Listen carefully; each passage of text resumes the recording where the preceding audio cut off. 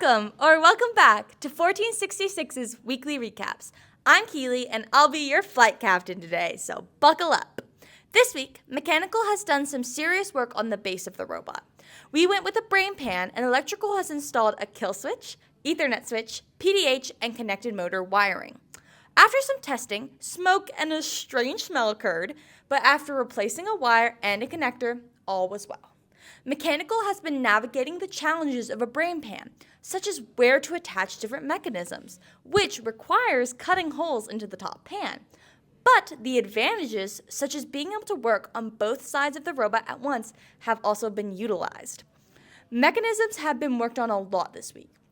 The hopper was cut and is ready to attach soon. The intake is still in the cutting process, and we made a feeder prototype that we attached to our shooter, and parts for the finalized feeder have been ordered.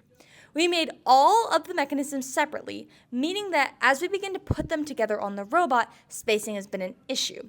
But by reducing the amount of box tubing, we can fit in everything we need.